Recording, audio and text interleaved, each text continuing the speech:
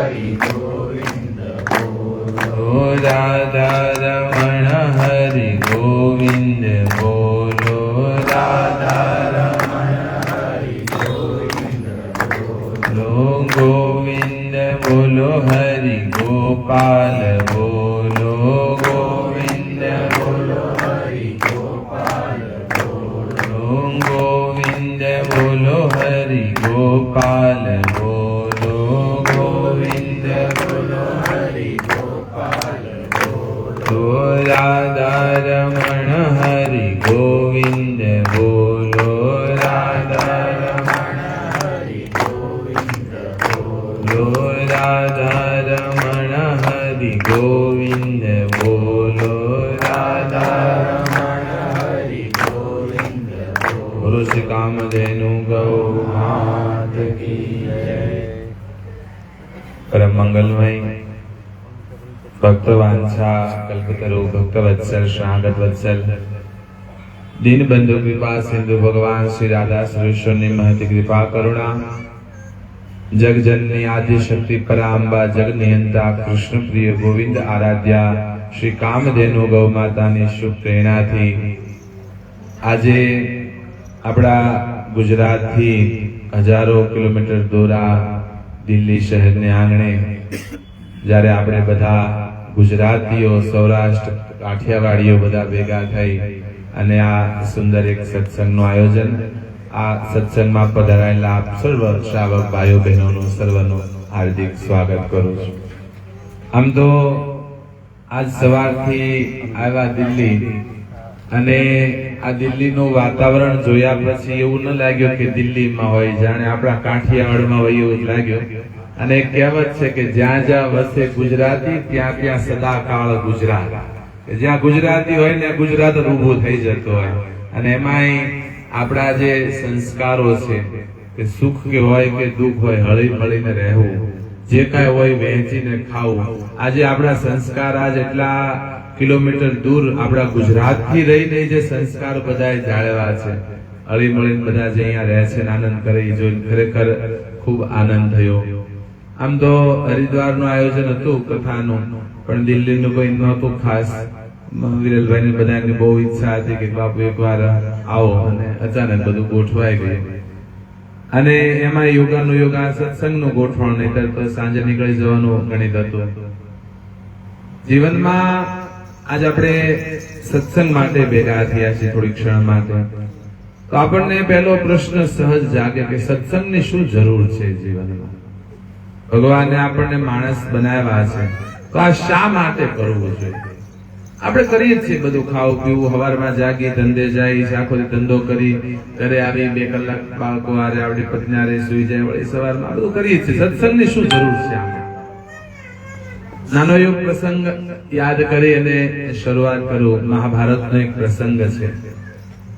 એકવાર જ્યારે મહાભારતનું કુરુક્ષેત્રનું યુદ્ધ પૂરું થયું, અનેક અક્ષૌણી સેનાઓ હોમાઈ ગઈ. ખાલી વાત એટલી જ હતી કે હકનું હતું તો દુર્યોધન દેવા તૈયાર નહોતો.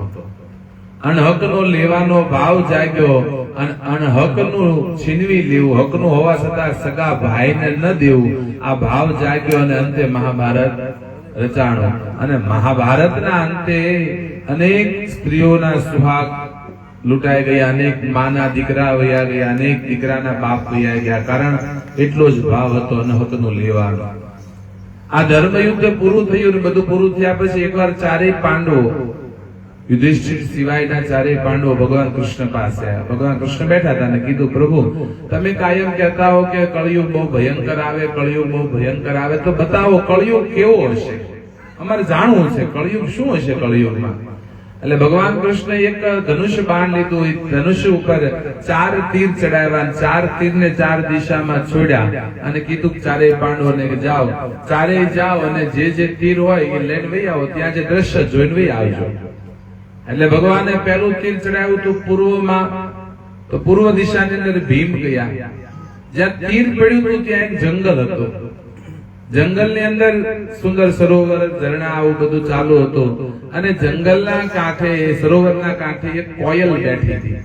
એ કોયલ બેઠી બેઠી મીઠું મીઠું ગાતી હતી. કોયલના પગમાં એક સસલું હતું. કોયલે પકડી રાખેલું સસલાને. સસલાનું માંસ ખાતી જાય અને મીઠું મીઠું ગાતી જાય એટલે સસલું એની વાત જે મીઠા મીઠા શબ્દમાં મોહિત થઈ અને સસલું પોતાને દુઃખ પડે એ ભૂલી જાય. કોયલ માંસ ખાતી જાય, સસલાનું મીઠું મીઠું ગાતી જાય. એટલે ભીમને આશ્ચર્ય થયું. ભગવાને કીધું કઈ બીજું કઈ નહીં કરવાનું, ખાલી તીર લઈને વહી આવવાનું. ભીમ આવ્યા. અર્જુન ગયા દક્ષિણ દિશાની અંદર જ્યાં તીર પડ્યું હતું ત્યાં ગયા અને ત્યાં જઈને જોયું તો એક ગાયે વાછડાને જન્મ આપ્યો. હવે સહજ પ્રકૃતિ હોય, ગાય બચ્ચાને જન્મ આપે એટલે ચાટે, જીભથી ચાટી અને સાફ કરી નાખે આખો બચ્ચો. એટલે ગાય બચ્ચાને ચાટતી હતી. ચાટતા ચાટતા બચ્ચું કોરું તો થઈ ગયું, એનું સાફ થઈ ગયું, પછી ગાયને બંધ થઈ જવું જોઈએ. પણ ગાયને બચ્ચા પ્રત્યે એટલું વાત્સલ્ય ને પ્રેમ જાગ્યો કે એ ચાટવાનું બંધ ન કર્યું. એટલું ચાટ્યું કે બચ્ચાની ચામડી મળી નીકળવા, આખી ચામડી કાઢવા માંડી, અંદરથી લોહી માંસ મળ્યું નીકળવા. છેવટે બચ્ચું તડપી તડપીને મર્યું ત્યાં સુધી ગાય ચાટે રહ્યા. અર્જુનને આશ્ચર્ય થયું. અર્જુન તીર લઈને આવ્યા. પશ્ચિમ દિશાની અંદર નકુલ ગયા હતા. નકુલે જ્યાં તીર પડ્યું હતું ત્યાં દ્રશ્ય જોયું કે 4 કુવા હતા. 4 કુવા છલકાતા હતા પાણીના. વચ્ચે 5મો કુવો હાવ ખાલી. આ 4 છલકાય છે અને વચ્ચેનો 5મો કુવો હાવ ખાલી પડ્યો. એટલે નકુલને આશ્ચર્ય થયું કે આ છલકાય છે ને વચ્ચેનો હાવ ખાલી. ઈ વહી આવ્યા. ઉત્તર દિશાની અંદર સહદેવ ગયા હતા તો ત્યાં જોયું કે બહુ મોટો એક પર્વત હતો અને પર્વત ઉપરથી મોટા મોટા પથ્થરો નીચે પડતા હતા. એ મોટા મોટા પથ્થરો નીચે પડતા હતા. વચ્ચે કેટલાય ઝાડવા આવે, જે કાંઈ આવે બધાનો નાશ કરતા કરતા નીચે આવતા હતા. એમાં અચાનક નાનો એવો એક કુમળો છોડ ઉગેલો. એ કુમળા છોડના આધારે આખો પથ્થર ટકી ગયો. સહદેવને આશ્ચર્ય થયું, ઝાડવા મોટા મોટા પાડી દીધા અને કુમળા છોડ આધારે પથ્થર ટક્યો. ભગવાનને આવીને કીધું, પ્રભુ દ્રશ્ય તો અમે વિચિત્ર જોયા પણ અમને એમાં કઈ સમજાણું નથી. એટલે ભગવાને પેલા ભીમને પૂછ્યું, ભીમ તે હું જોયું? એટલે ભીમે કીધું, પ્રભુ એક કોયલ હતી, મીઠું મીઠું ગાતી હતી, સસલાનું માંસ ખાતી હતી. સસલાને એક રીતે દુઃખ થતું હતું પણ એ સસલો કોયલની વાતોમાં આવી અને એનું પોતાનું મતલબ દુઃખ ઉપર ધ્યાન નહોતો આપતો.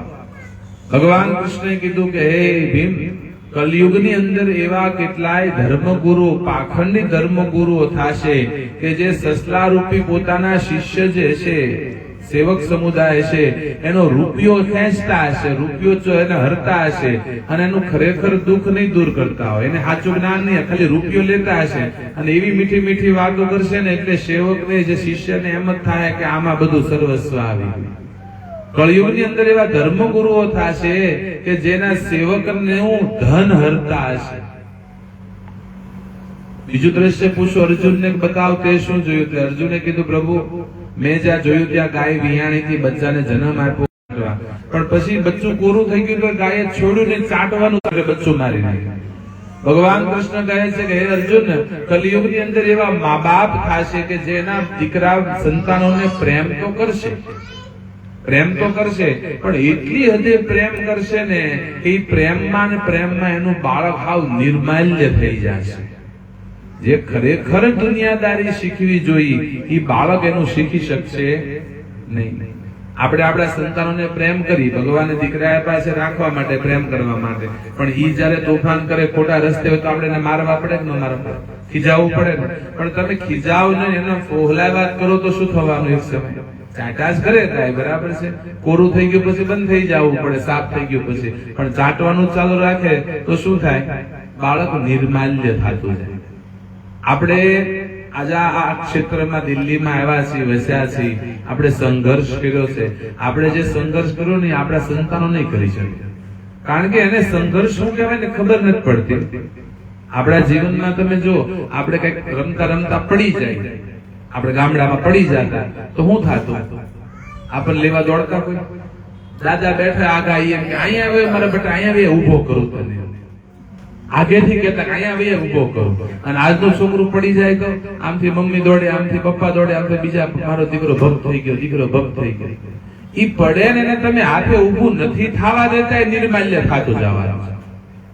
પડે છે એને હાથે ઊભું થવા દે. આજનું સંતાનને કેવું હોય, મમ્મી જે કઈ માંગે ને એ બધું માવતર ઈચ્છા પૂરી કરે. છોકરો આમ જમવા બેઠા હોય ને, એને ન ભાવતું હોય તો તરત મમ્મી એમ કે અત્યારે જમી લે, તને સાંજે પિસ્તા બનાવી દઈશ, પીઝા બનાવી દઈશ, તને મેગી બનાવી, આવું બધું ઓપ્શનો આપે ને. આવું બધા ઓપ્શનો આપે ને એટલે ના સાંભળવાની ટેવ વહી ગઈ. આપણે જયારે નાના હતા બરાબર જમવા બેઠા હોય અને જમવા બેસી એટલે કારેલાનું શાક આવે થાળીમાં એટલે આપણે તરત શું કહેતા, હું નથી ખાવા, આવું કહેતા, હું નથી ખાવા.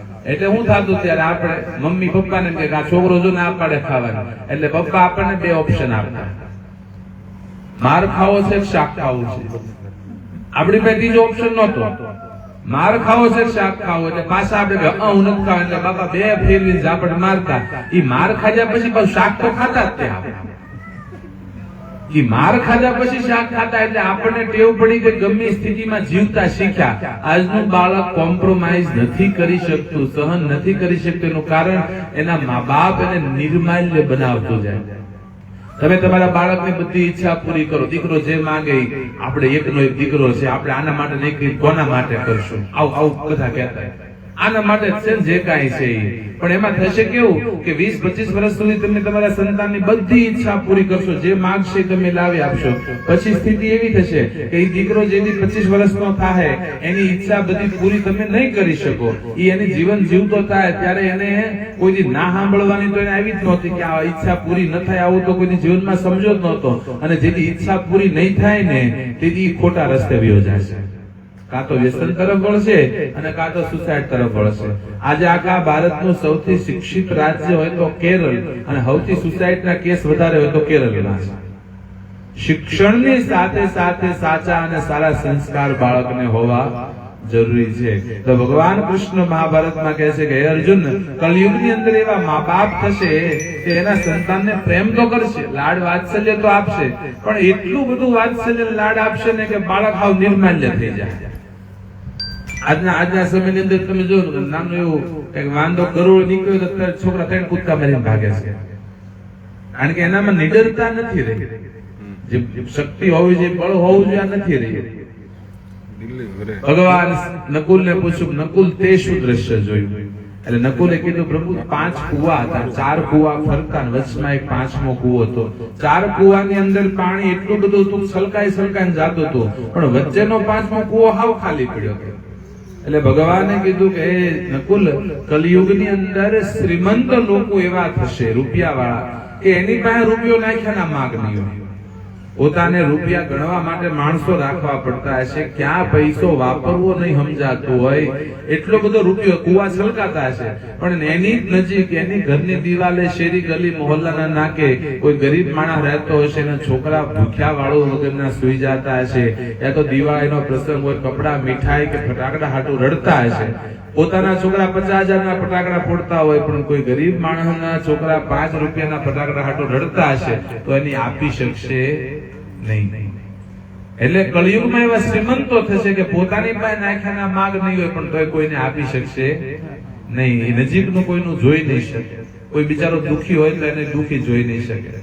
અને ચોથું દ્રશ્ય સહદેવને પૂછ્યું, તે હું જોયું? ત્યારે સહદેવે કીધું કે પર્વત ઉપરથી બહુ મોટા પથ્થરો નીચે પડતા હતા, કેટલાય વૃક્ષોને તોડતા તોડતા નીચે આવતા હતા, પણ એક કુમળો છોડાયો એના આધારે પથ્થર ટકી ગયા. ત્યારે ભગવાને કીધું કે જેમ પથ્થર નીચે પડે એમ કળિયુગમાં માણસના જીવન સતત નીચે પડતા હશે. તમે જો આપણે નવરા બેઠા હોય તો આપણને પોઝિટિવ વિચાર ન આવે, નેગેટિવ પહેલો આવે.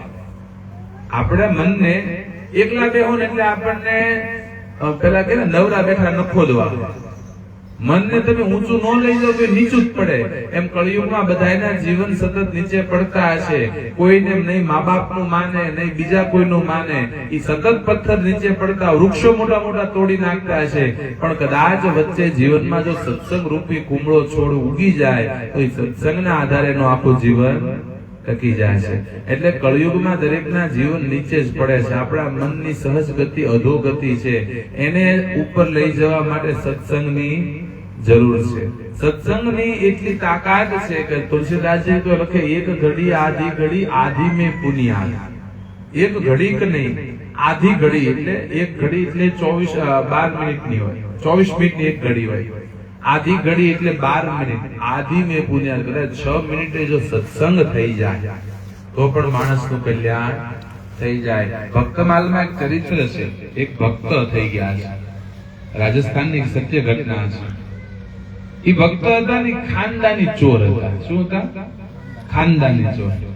આપણે આપણા છોકરાઓને આપણે શું શીખવાડીએ? જો બેટા ખોટું ન બોલાય, પાપ ન કરાય, વડીલોને આદર અપાય, કથા સત્સંગ સાંભળવું જોઈએ, ભગવાનનું પૂજા કરવી જોઈએ. આવું બધું આપણે આપણા સંતાનને, સંસ્કારી મા બાપ એના સંતાનને આવા સંસ્કાર આપે. જયારે આ ખાનદાની ચોર હતા એટલે એના છોકરાને શીખવાડેલું, જો કોઈ કથા નહીં સાંભળવાની, મંદિરે નહીં જવાનું, મળઈ વેકવાનું નહીં, કોઈને સાચું કહેવાનું. આવું સંસ્કાર એને આપે. ધંધાને આપણે કેમ છોકરાને સંસ્કાર આપ્યા હોય, ધંધો હોય જો બેટા ગમે અહીં આવી બે ઓફિસે હું ધંધો હાલે સાચું બોલવા નહીં, આવું આપણે શીખવાડ્યું આપણા ધંધાનો.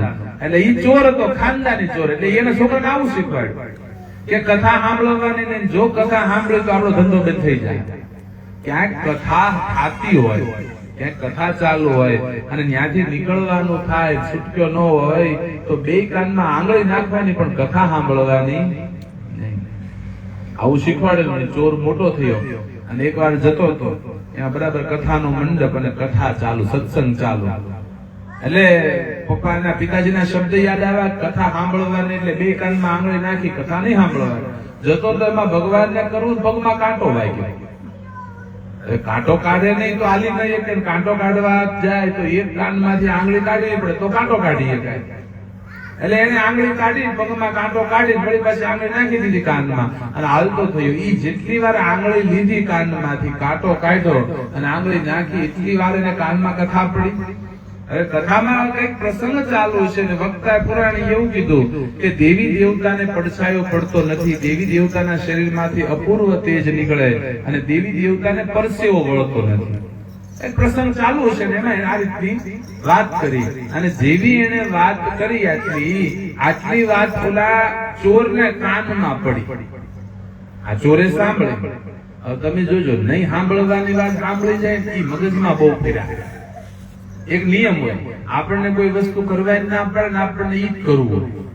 આમ હાલા જતા હોય અને એમ લખ્યું ને કે અહીંયા થૂકવું નહીં, ત્યાં જ થૂકવાનું મન થાય. આપણો આ એક નિયમ હોય, જેની ના પાડો ને એ આપણને કોઈ એમ કીધું ને કે કઈક વાત કીધું ને આ કોઈ કહેતા નહીં, એ આપણે હાથ હાથને ન કહે ત્યાં સુધી આપણને ચેન ન પડે. એટલે એને જે એના પિતાએ કીધેલું કે ભાઈ સત્સંગ સાંભળવો નહીં, અને સત્સંગ સાંભળી ગયો એટલે શબ્દ મગજમાં મળ્યા પડે. દેવી દેવતાને પડછાયો પડે ને દેવી દેવતાને પરસેવો વળે ને દેવી દેવતાના પૂર્વ તેજ એના શરીરમાંથી નીકળે. આ રીતનું મળ્યું એને વિચાર મગજમાં હાલો. એમાં એકવાર એને રાજાના રાજમાં ચોરી કરી. 4 મિત્ર હતા, રાજાના રાજની અંદર ચોરી કરી, બહુ જાજો મુદ્દામાલ લઈને. અને ચોરી કરી જંગલમાં એક દેવીનું મંદિર હતું, ત્યાં ભાગ પાડતા. અને ઈ જાસૂસને ખબર પડી એટલે જાસૂસ સૈનિકોને કીધેલું ભાઈ જ્યારે ચોરી થાય એટલે તમારે બધાએ જંગલમાં દેવીના મંદિર આવી જવાનું, ત્યાં હું ચોર રાખીશ, સાચું ત્યાં ચોર હશે. એટલે આ ચારે ચોરી કરીને આવ્યા જંગલમાં દેવીના મંદિર. એવડો જાસૂસે જોયું ચોર આવ્યા, પણ સિપાઈ આવે ત્યાં સુધીમાં ચોર ભાગી જાય. અને એ જાસૂસે વિચાર્યું હું એકલો વિરોધ કરીશ તો મને મારી નાખશે. એટલે પેલા જાસૂસે યુક્તિ કરી, એને દેવીનું સ્વરૂપ લીધું. લાંબા લાંબા વાળ ને સાડી પહેરી, માથે મુંગટ પહેર્યો, ઘરેણા. ચારે ચોર મંદિરે આવ્યા ને ત્યાં ઈ માતાજી જે બન્યો તો જાસૂસ, ઈ દેવીના રૂપમાં મંદિરની બહાર નીકળ્યો, મેળો નાચવા જંગલમાં. ત્યાં કે હું દેવી તમારા ઉપર પ્રસન્ન થઈને માંગી લો, શું જોઈને આવું બધું. એટલે ઓલા ચારે ને એમ થયું ખરેખર દેવી આપણા ઉપર પ્રસન્ન થયા. એટલે ચારેય પગમાં પડ્યા. એમાં જેને કથા સત્સંગ સાંભળેલું એનું ધ્યાન ગયું કે કથામાં એવું હતું કે દેવી દેવતાને પડછાયો પડતો નથી. તો ઓલો જે જાસૂસ જે દેવી બન્યો હતો એનો ચંદ્રના અજવાળામાં પડછાયો પડતો હતો. દેવી દેવતાને પરસેવો વળતો નથી. આ ક્યારનો નાચ થતો એટલે એને પરસેવો વળી ગયો હતો કે દેવી દેવતાના શરીરમાંથી તેજ નીકળતો, આના શરીરમાંથી આવું કોઈ તેજ નીકળતું નથી. એટલે એને નક્કી થઈ ગયું કે આ દેવી છે અને આ કોઈ જાસૂસ છે, હમણાં આપણને પકડી લેશે. એટલે એને જેટલી એક ક્ષણ માત્ર જેને કથા સત્સંગ સાંભળ્યો હતો એ સમજી ગયો ને એ બધું ઓલા ત્રણેય પગે લાગવા રહ્યા, જેમાં ચોથો છટકી ગયો. અને બીજે દી સમાચાર મળી ગયેલા ત્રણેયને રાજા ફાંસીએ ચડાવ્યા. તો એ ચોરે વિચાર કર્યો કે એક ક્ષણ માત્ર અનાયાસ, ઈચ્છાથી નહીં, અનાયાસ એક ક્ષણ માત્ર જો સત્સંગ સાંભળવાથી જીવનમાં આટલું પરિવર્તન આવતું હોય, આટલું આપણું જીવન જો બચી જતું હોય, તો આપણે ઈચ્છાપૂર્વક ભાવપૂર્વક જો કથા સત્સંગ સાંભળી તો આપણા જીવનમાં કેટલું પરિવર્તન આવે. અનાયાસ જો સાંભળવાથી જો આપણો જીવ બચી જતો એટલું પરિવર્તન આવતું હોય તો આપણે પ્રયત્નપૂર્વક સાંભળ્યું તો કેટલું પરિવર્તન આવે. એટલે જીવનની અંદર સત્સંગ જરૂરી છે. આપણને સાચા માણસ છે ને સત્સંગ બનાવે છે. જન્મ માણસના થયા છે, પણ જીવન આપણું જીવતા માણસ તરીકે આપણને સત્સંગ શીખવે. એટલે આપણે કેટલા માણસ કઈક થાય કેમ કેવું પડે છે? કારણ આપણે શરીર માણસનું છે, પણ આપણા જીવન માણસ તરીકે રહ્યા નથી. ભગવાને આપણને આ સંસારમાં મોકલ્યા છે કઈક કરવા માટે, ભજન કરવા માટે, ભક્તિ કરવા માટે, કઈક દાન ધર્મ કરવા માટે, સેવા કરવા. આપણને જે કઈ ભગવાને આપ્યું બધું સમજી વિચારીને આપ્યું, એમનામ આપ્યું જ નથી. દાખલા કે આપણને ભગવાને કાન આપ્યા તો આપણને વિચાર આવે કે કાન શું કામ ભગવાને બહાર એટલી માટી ખોટી વાપરી, એમ કાણા પાડી દીધા તો સંભળાત તો ખરું. તો ભગવાને કાન આપ્યા ચશ્મા મૂકવા, કાન લીખ્યા રાખશે કે ચશ્મા. તો આપણને વિચાર આવે તો પછી જેને ચશ્મા આવે એને તે આપવા જોઈએ, ન હોય શું કામ આપ્યા? તો ભગવાને વિચાર કર્યો કોરોના આવે તો માસ્ક ક્યાં લગાવશે આ બધા? એટલે સમજી વિચારીને ભગવાને આપણને જે કાંઈ આપ્યું છે, ભગવાને બુદ્ધિ આપી કોકનું ભલું કરવા, પણ આપણે બુદ્ધિ વાપરી ગામના ગાળિયા કરવા હતા. ભગવાને આપણને બુદ્ધિ આપી કોઈનું ભલું કરવા માટે છે.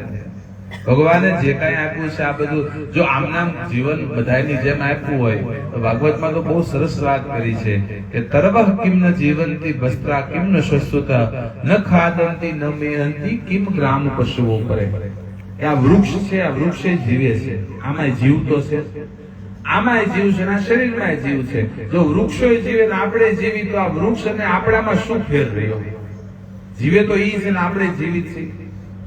વસ્ત્રા કેમનો શસ્ત્રતા લુવાને ધમણ હોય ને, પેલા કોઢ હતી લોઢા કપાવતા ને એમાં એ હવા ભરાય અને નીકળે, ભરાય અને નીકળે. તો આ દેહમાં પણ ભરાય અને નીકળે હવા. તો લુવાને ધમણમાં આ દેહમાં કાંઈ ફેર રહ્યો નહીં. ન ખાદંતી ન મેહંતી કિમ ગ્રામ પશુઓ કરે. ખાવું પીવું ભોગ ભોગવવા પ્રજોત્પતિ તો શેરીમાં રખડતા કૂતરા અને ભૂંજરા પણ જાણે. જેમ તમે ખાવા માટે દોડો છો તો કૂતરા હું ખાવા નથી દોડતો, ભૂંજરા પણ હાંજ પડે પેટ તો ભરી જ લે છે. જેમ તમે તમારા સંતાનો માટે દોડો છો એમ કૂતરા હોય, ગલુડિયા નાના હોય, કૂતરી ગમે એમ ખાવા લઈ આવે ગલુડિયા માટે. જો આપણે આટલા માટે જ દોડતા હોય તો આપણામાં ને કૂતરામાં શું ફેર રહ્યો? અને પ્રજોત્પતિ સંતાનો ઉત્પન્ન કરવા કૂતરા ને ભૂંજરા આપણી કરતા સારું જાણે. આપણે તો આપણા જીવનમાં 2-3 સંતાનો હોય, કૂતરા ભૂંજરા ને 50-100 સંતાનો હોય છે. જો આટલા માટે જ ભગવાને માણસ બનાવ્યો તો આપણી કરતા ઈ પશુઓ સારા કહેવાય. પણ ભગવાને માણસ બનાવ્યા છે આપણું ભલું કરવા માટે, કલ્યાણ કરવા, સેવા કરવા માટે, સત્સંગ અને ભજન કરવા માટે. પણ આપણને ભગવાને બનાવ્યા છે માણસ, પણ આપણે જીવન બધા પશુના જીવતા થયા છે. અને ભાગવતમાં તો લખ્યું છે 4 પશુ જેવું જીવન થઈ ગયું માણસ. મનુષ્ય રૂપેણ મૃગાચરંતી. માણસ શરીર માણસનું, પણ અંદર પશુ મળ્યા જીવવા. 4 પશુ જેવું આપણું જીવન બનતું જાય છે. આપણને વિચાર આવે કે આપણે માણસ છીએ તો પશુ ક્યાં લાગ્યા? પશુની વ્યાખ્યા કરી છે ભાગવતની અંદર. 4 પશુ જેવું જીવન છે. કયા કયા 4? શ્વવિત, વરાહ, ઉષ્ટ્રો અને ખરે. શ્વવિત કહેતા કૂતરું, વરાહ એટલે ભૂંડ સુવર, ઉષ્ટ્રો એટલે ઊંટ અને ખરે એટલે ગધેડો. વ્યાખ્યા કરું એટલે આપણને ખબર પડશે કે આપણી આજુબાજુ આવા પશુઓ છે ખરા. શ્વવિત એટલે કે કૂતરો. તમે કૂતરાનું જોશો ને, આ શેરી હોય આપણે બરાબર, આ ગલી મોહલ્લામાં કૂતરા હોય એને જો કે જોવા નથી મળતા હોય, બહુ છે ને. એટલે આ શેરીનું કૂતરું છે ને, એને બીજી શેરીનો માણસ આવશે, બીજું કઈ આવશે એનાથી બહુ વાંધો ન હોય. પણ જો બીજી શેરીનો કૂતરો આવ્યો ને તો એટલા ભણશે ને આપણે કેમ બાજી પાળ્યા. એને જેને બીજાથી કોઈથી તકલીફ ન હોય, પોતાની નાચથી તકલીફ. આ બધા કૂતરા નાચથી તકલીફ. કૂતરાની નાચ ભેગી થાય એટલે એનાથી તકલીફ. હવે એક તમારું શેરીનું કૂતરું હોય, ધરાઈ ગયેલું હોય, અને બીજું શેરીનું કૂતરું ભૂખ્યું આવે, તમે બટકું રોટલો નાખો તો તમારું શેરીનું ધરાઈ ગયેલું છે તો બીજાને ખાવા નહીં દે. પોતાને નાખ્યાના માગ ન હોય, પણ પોતાના ગામનો, પોતાના સમાજનો, કુટુંબ પરિવારનો કોઈ માણસ આગળ જાય, ટાટીઓ પકડીને ખેંચે એટલે મારવાનું. આ બધા કૂતરા જે કોઈનું સારું જોઈ ન શકે. કોઈ સારું કામ કરતું હોય, અરે કે ફલાણા ભાઈ તો બહુ સારી 4 વ્હીલ લીધી. હવે ઈ કે ઈ બધું લોન માથે કેદી ભરવાનું, પાછી ક્યાં છે? આપણે ક્યાં ઉપાધિ ક્યાં?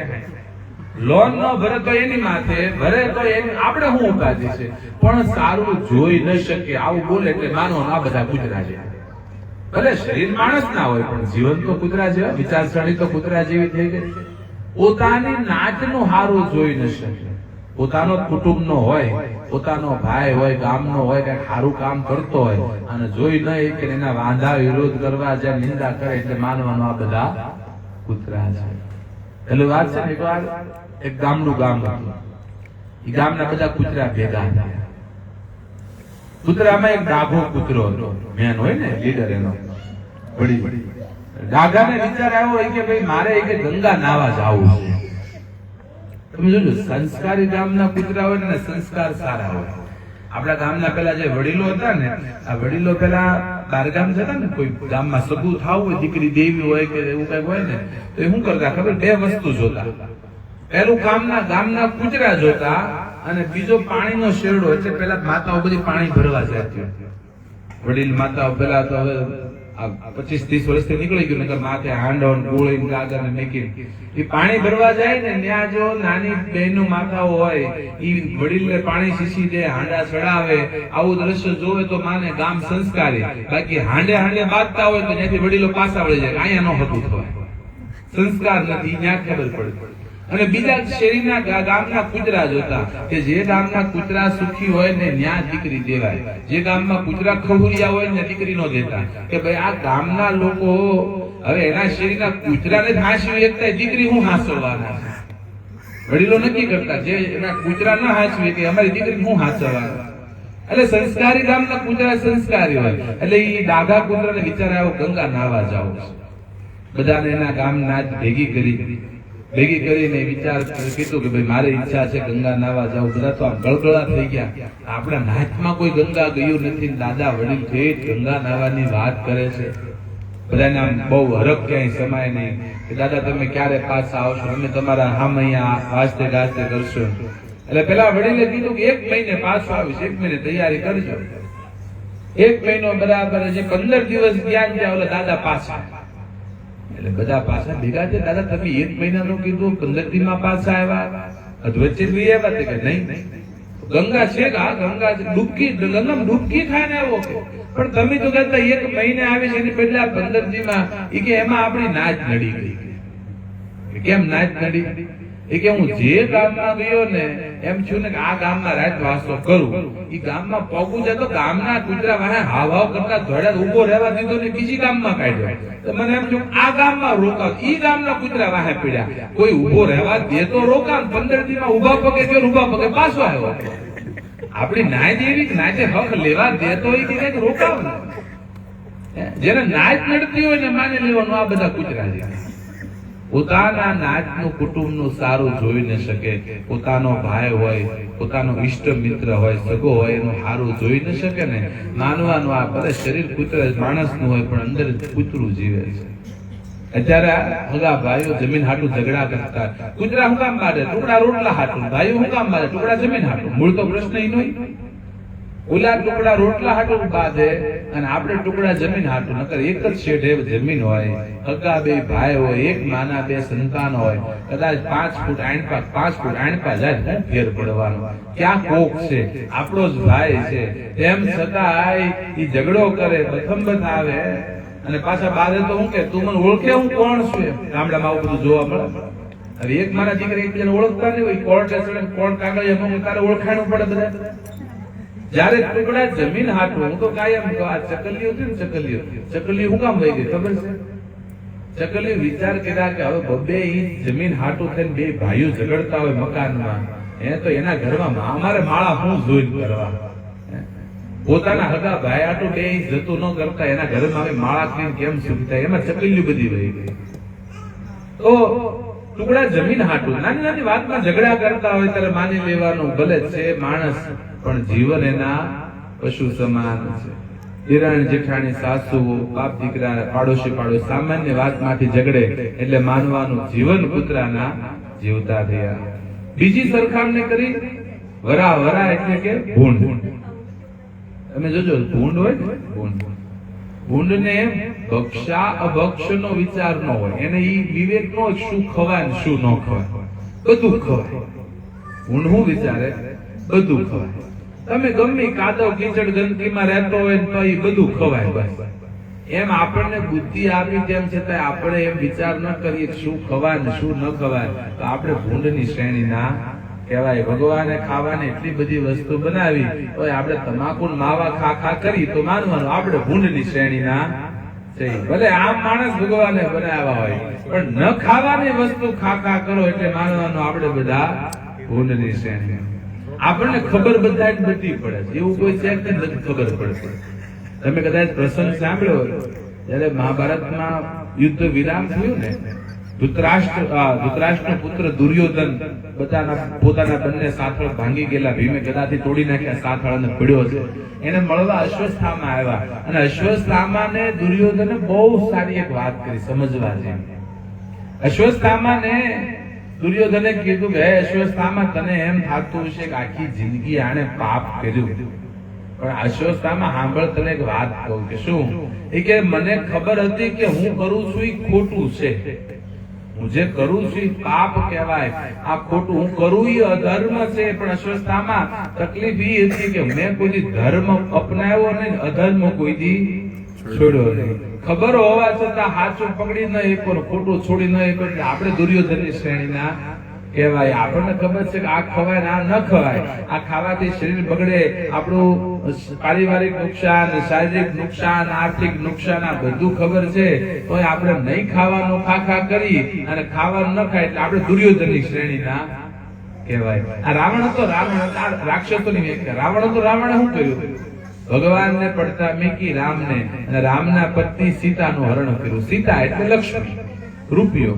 આપણે ભગવાનને મેકી નકરું રૂપિયા વાહે દોડી તો આપણે માનવાનું આપણે બધા રાવણ છે. ભગવાનને છોડી નકરી લક્ષ્મી રૂપિયા વાહે દોડી એટલે બધા રાવણ છે. એમ જેને ભક્ષા ભક્ષનો વિવેક ન હોય, શું ખવાય શું ન ખવાય બધું ખવાય એમ કઈ ખાખા કરતા હોય તો માનવાનું એ બધા ભૂંડની શ્રેણીના છે. ત્રીજી સરખામણી કરી ઉષ્ટ્રો. ઉષ્ટ્રો એટલે ઊંટ. તમે ઊંટ જોયું ને? ઊંટ છે ને એટલે ખાડો આવે તો હેઠું ન જોવાય, ઊંચું ડોકરા પડી જાય તો હેઠું નહીં જોવાય. અમુક માણસને રૂપિયો મળ્યો હોય, સત્તા મળી, સંપત્તિ મળી હોય, પણ ઊંચું જ જોવે. કોઈ નાના માણસનો વિચાર ન કરે કે ભાઈ આપણા શેરી ગલી મોહલ્લા ગામમાં આપણા પાદરમાં કોઈ માણસ દુખી છે, એને આપી એનું ભલું કરી, આવો કોઈ વિચાર ના આવે. મોટો અધિકારી હોય, સરકાર લાખ 2 લાખ રૂપિયા પગાર આપતી હોય તો એ 300-500 રૂપિયા દાડીઓ કરતી હોય, એની પાસેથી એવા માણસ પાસે લાંચ રિશ્વત માંગે ને ત્યારે માનવાનું આ બધા ઊંટની શ્રેણીના છે. પોતાને મળ્યું છે એને બીજાનો વિચાર ન કરી શકે, બીજાને આપી ન શકે, બીજાનું ભલું ન કરી શકે, આ બધા ઊંટની શ્રેણીમાં. ઊંટ જોજો પડી જાય ને તો ઊંચું નીચું નહીં જોવે. એમ પોતાની પાસે હોય અને કોઈને આપી ન શકે, આ બધા ઊંટની શ્રેણીમાં. અને ત્રીજી સરખામણી, ચોથી સરખામણી કરી ખરે એટલે ગધેડો. તમે ગધેડાને જો ને, ગધેડાને ગમે એવું છે કે ગધેડાને કોઈ શાબાશી નહીં આપે. આપણે આંગણે ગાય હોય તો ગાયને હાથ ફેરવી, માં કે ચાંદલો કરી ગોળ આપે. બળદ હારા હોય તો બળદને આપણે થાબડીએ કે ભાઈ આ બળદે મારી ખેતી ઉભી રાખે. અરે આપણે ત્યાં ડોબાને હાથ ફેરવે માણસ. ડોબા એટલે ભેંસ. ડોબા, હું તો ડોબા જ કહું, કારણ કે ડોબાના દૂધ ખાય બધા ડોબા જેવા થતા ગયા.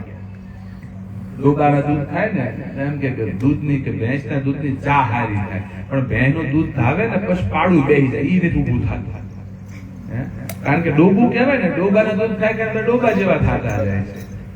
હવે ભેંસ હોય તો આપણે હાથ ફેરવીએ, શાબાશી આપે, પણ કોઈ ગધેડાને કોઈ હાથ ફેરવો નહીં. ગધેડાને જયારે આપે ને ત્યારે 2 ધોકા મારવામાં આવે.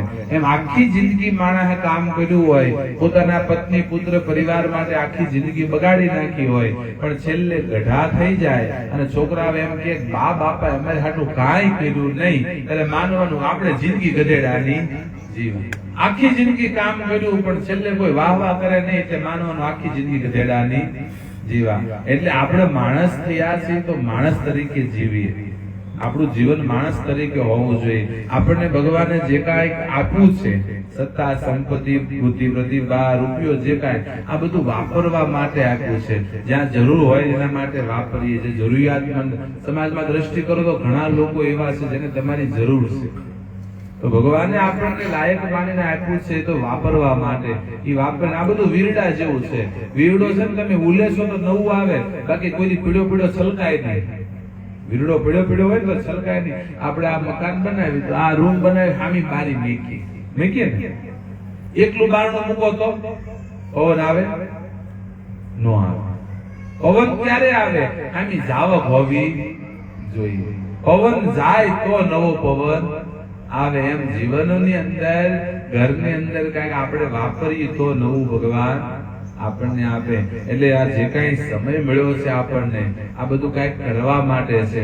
તમારા બાળકોને આ સંસ્કાર આપજો કે કાંઈ પણ કરો, ધર્મ પહેલો હોવો જોઈએ. કોઈ પણ કામ કરો, પહેલો ધર્મ તમારે રાખો. ધર્મ પ્રમાણે તમારું કર્મ કરો તો જીવનમાં કોઈ પાછા પડશો નહીં. બાકી જેથી અધર્મનો લેવાનો વિચાર કર્યો, અણહકનું લેવાનો વિચાર કર્યો, કોઈનું છીનવી લેવાનો, હું તો કાયમ કહું, કદાચ હકના 100 રૂપિયા જાય તો જતા કરજો, પણ અણહકનો 1 રૂપિયો લેતા નહીં. કારણ કે અણહકનો, અનીતિનો 1 રૂપિયો તમારા નીતિના લાખો ઢવળી ગયો જાય. અને આવતો હોય ત્યારે બહુ સારું લાગે. અનીતિનો રૂપિયો આવતો હોય ત્યારે આપણને બહુ સારો લાગે. પણ દુઃખ ક્યારે થશે? જ્યારે ઈ આપણું હકનું પણ લઈને વયો જાય. આજે ગઢપણની અંદર જેટલા વડીલો હોય, જેટલા આ બધા માથા પછાડીને રોવે છે ને, એમ કે ને છોકરા રાખતા નથી ને આ છે ને તે છે. તમે એના જીવનમાં જોશો, જેટલા વડીલો દુઃખી છે ને, એને એની યુવાનીમાં અનીતિ કરીને ઘરમાં લાવ્યા છે. આ તો ભાઈઓ ભેગા છે, એમાં ખોટું કરીને ઘર ભેગું કર્યું છે, કાં તો પોતાનું હકનું નહીં હોય એવું છીનવું છે. અને જેટલા જુવાનીની અંદર અનીતિનો રૂપિયો રળે, એને વૃદ્ધાવસ્થામાં રડવાનો વારો આવે. કારણ કે અનીતિનું જેટલા લાવે ને, એના ઘરમાં છોકરાઓ ખાય ને, એટલે છોકરાને કોઈ સારો વિચાર આવે નહીં. અનીતિનો રૂપિયો લાવે, એના છોકરા ખોટા રસ્તે જાય અને જાય. એટલે જો છોકરા ખોટા રસ્તે જાય તો આપણી વૃદ્ધાવસ્થા બગડશે.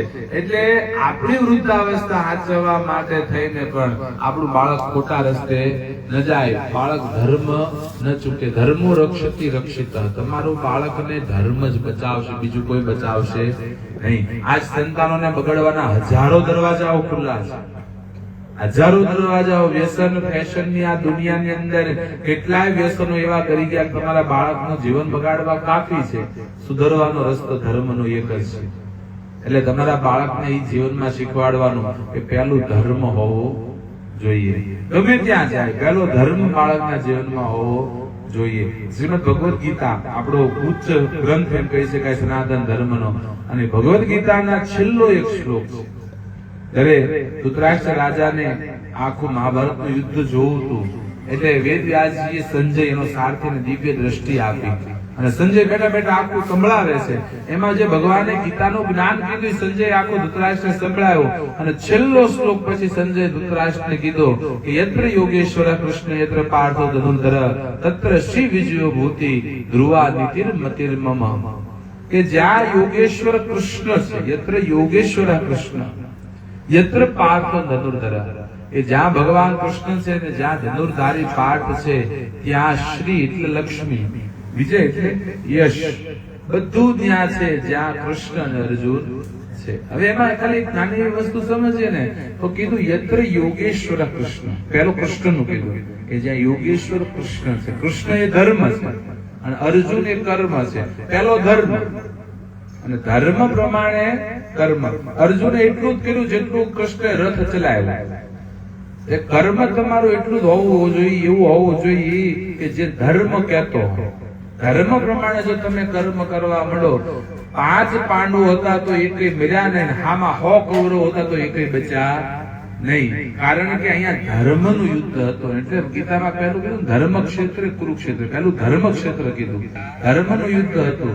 ધર્મ કે એટલું જીવન જીવવા માંડો તો કોઈથી જીવનમાં થાકશો નહીં, કોઈથી હારશો નહીં. એટલે આપણું જે કાંઈ કર્મ છે આ બધું ધર્મ પ્રમાણે થવું જોઈએ. આપણા સંતાનોને આ સંસ્કાર આપવા કે વધારે નહીં તો કાંઈ નહીં. મને તો હમણાં એક વાંચ્યું બહુ ગમ્યું. આપણે હિન્દુઓ ખાલી જાગી, 100 કરોડ હિન્દુ છે આ દેશની અંદર.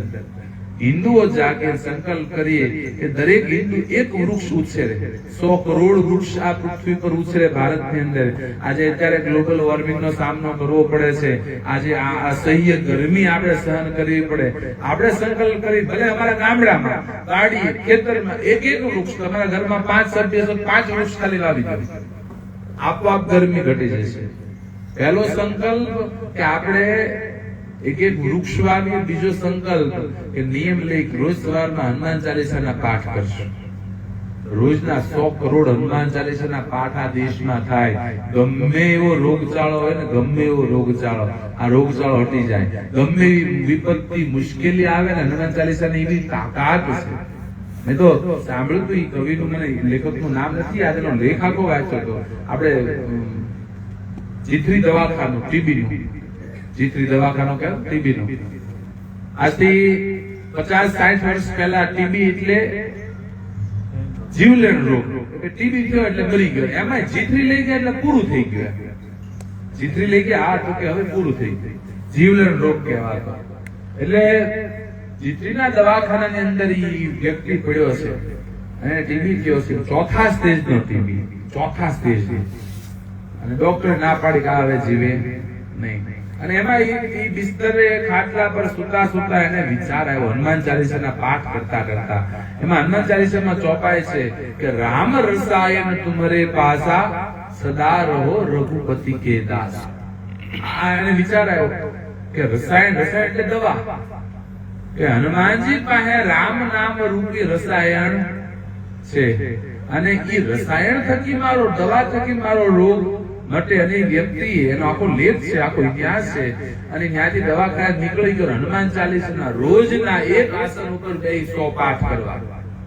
હનુમાન ચાલીસામાં લખ્યું છે જો સંત 12 પાઠ કરે કોઈ છૂટે બંદી મહાસુખ હોય જો એક આસન ઉપર કોઈ બેહીને જો 100 હનુમાન ચાલીસાના પાઠ કરે તો ગમે એવા બંધનમાંથી છૂટી જાય એટલે હનુમાનજી બધા ધર્મ સંપ્રદાયો બધાય સ્વીકારવા આપણા સર્વદેવના દેવ હનુમાનજી એટલે કે સર્વના રક્ષક દેવ કહેવાય હનુમાનજી મહારાજ એટલે એમણે એક આસન ઉપર બેહીને રોજનો ક્રમ કર્યો 100 હનુમાન ચાલીસાના પાઠ કરવાના અને 3 મહિના પછી રિપોર્ટ એક પણ ઉઠે દવા લીધા તો રિપોર્ટ કરાવવા આવ્યા તો ટીબી નો નોર્મલ આવ્યો કારણ કે ડોક્ટરોને આશ્ચર્ય થયું ત્યારે એને કીધું હતું કે આ હનુમાન ચાલીસાના પાઠની તાકાત છે એટલે આપણા બાળકોને આપણે સંસ્કાર એવા આપીએ કે ભાઈ રોજ સવારમાં હનુમાન ચાલીસાના પાઠ કરીને આપણું બાળક ઘરની બહાર નીકળે આપણે શીખીએ ને આપણે શરૂઆત આપણે કરવાની આપણા સંતાનો તો જ શીખે આપણા સંતાનો આપણું પ્રતિબિંબ હોય આપણે જેવું કરીએ એવું આપણા સંતાનો શીખે તમે જેવું શીખવાડો એવું બાળક તમારું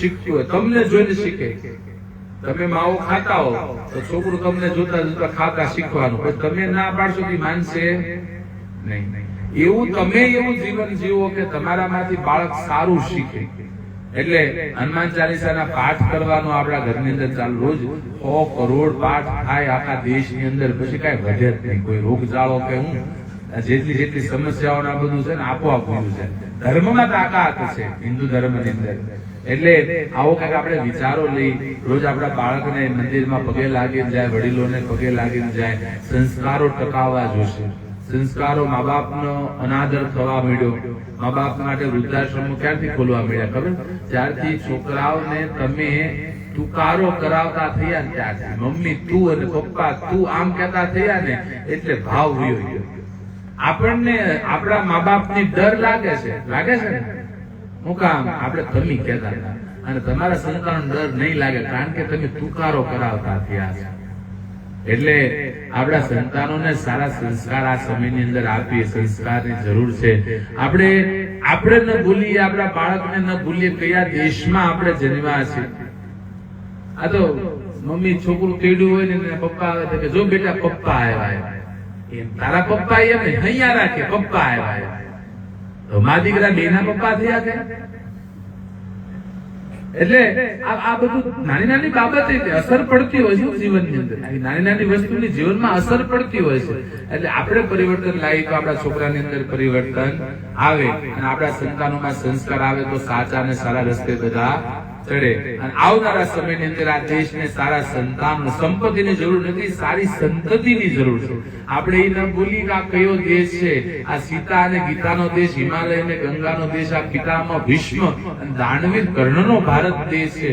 આ દેશનું બાળક કોઈ નિર્માલ્ય ન થાય, આ દેશનું બાળક કોઈ ખોટા ખરાબ રસ્તે ન જાય, આ દેશનું બાળક વ્યસન ને ફેશનમાં પોતાની જિંદગી ન બગાડે, એ આપણું જોવું આપણી પહેલી ફરજ છે. એટલે આપણે બાળકને સારા સંસ્કાર આપી, થોડું ધર્મમય જીવન આપણે જીવી તો આપણા ઘરની અંદર આપણા બાળકો જીવતા થશે.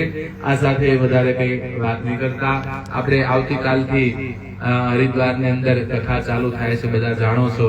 બધાને ખાસ કરીને આમ તો આ કથાનું તમને એકને રૂબરૂ આમંત્રણ હું આપું છું, બાકી મેં કોઈને રૂબરૂ આમંત્રણ આ કથાનું આપ્યું નથી. અને આમ તો સામે હાલીને તમારે ત્યાં આવ્યો કહેવાય ને. આપણે જોજો કે આપણે કોઈના લગ્ન હોય ને કંકોત્રી લઈને આવ્યા હોય વેવાય એમ કે તમે આવજો, એટલે આપણને એની શરમ લાગે. વેવાય આવ્યા તો આપણે જવું પડશે. તો હવે બાપુ રૂબરૂ આવ્યા તો હવે તમારે થોડી શરમ ભરવી પડશે કે બાપુ રૂબરૂ આમંત્રણ દેવા આવ્યા એટલે આપણે હરિદ્વાર જવું પડશે. અને 3 દિવસની રજા શનિ રવિ સોમ આવે છે, એટલે બધા આવજો. રવિવારે સાંજે આપણું ગુજરાતમાં આનંદ કરી એવો લોક ડાયરાનું પણ આયોજન કર્યું છે, અને રહેવાની જમવાની બધા માટે પૂરેપૂરી વ્યવસ્થા છે. એટલે પ્લાનિંગ કરી અને 25 તારીખથી 1 તારીખ સુધી કથા છે. જેને જે અનુકૂળતા હોય એટલું માં ભાગીરથીનો સાનિધ્ય, ગંગાની ગોદ, એમાં ભાગવત કથા, હરિદ્વાર ધામ, આ મોકો ફરી ક્યારે મળે નક્કી નહીં. એટલે ધંધો તો થયા જ કરવાનો છે, કાયમ ચાલ્યા જ કરવાનું છે. અને કદાચ 2 દી નહીં કરી કઈ ફેરે પડી જવાનો નથી. એટલે થોડું આમ તેમ કરી અને બધા આવજો, પધારજો એવું આપ સર્વને હાર્દિક આમંત્રણ સાથે. સર્વે ભવંતુ સુખિનઃ, સર્વે સંતુ નિરામયા, સર્વે ભદ્રાણિ પશ્યન્તુ, કશ્ચિન્ મા દુઃખાગો અસ્તુ. જય ગો માતા, જય હિન્દ.